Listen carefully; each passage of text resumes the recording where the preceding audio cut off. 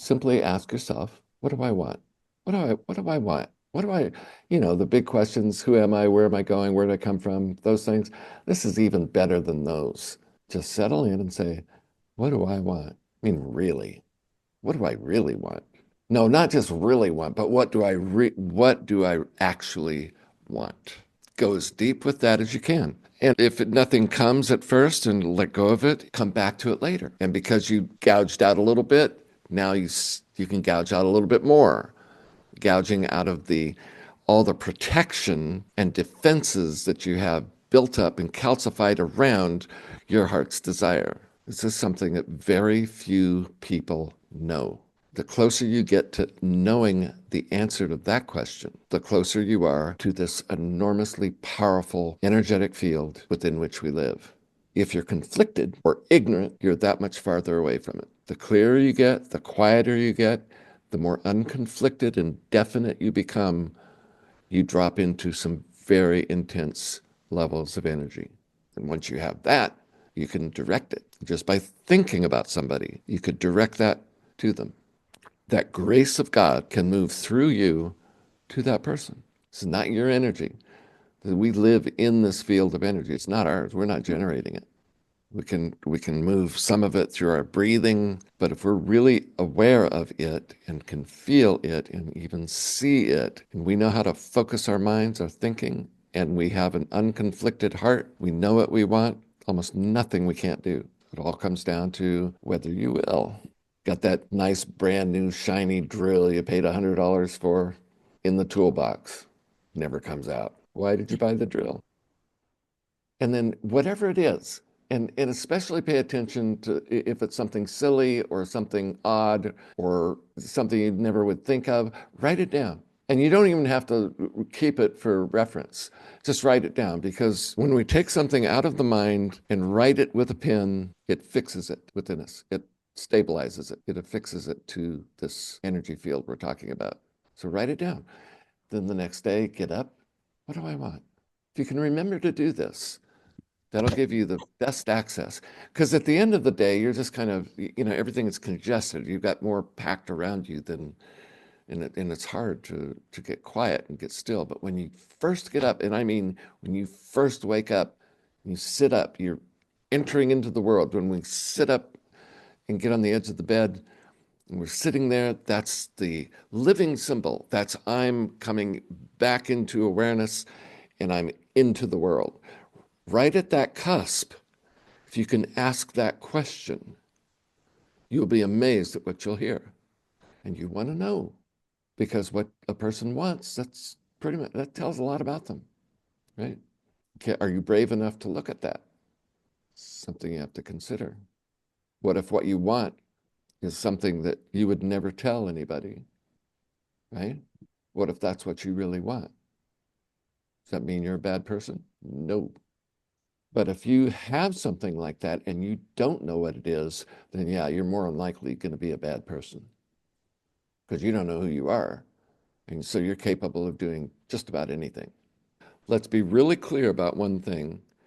As you ask, that's the question that can upset your life. It can tip you right over.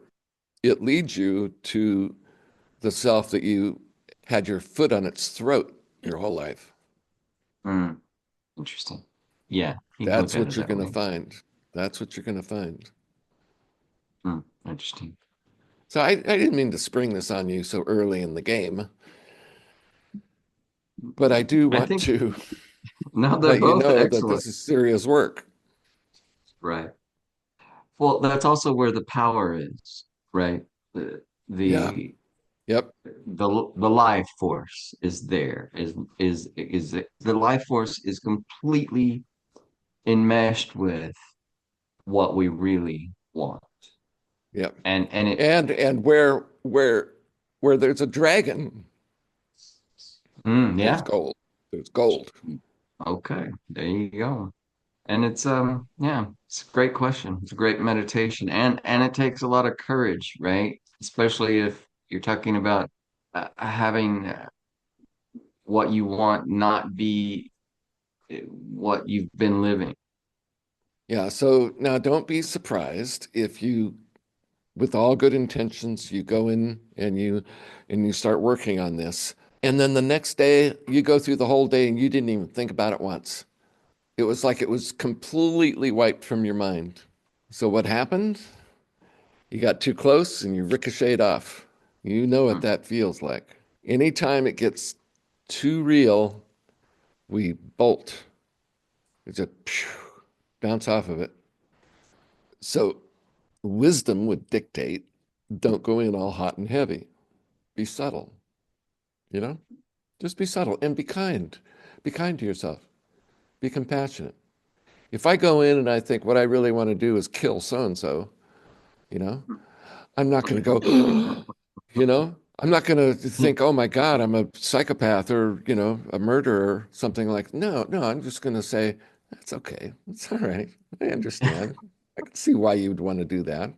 It's okay. It's all right. Just settle down. Settle It's down. okay. It's okay. You're only human, right? You're just a human being.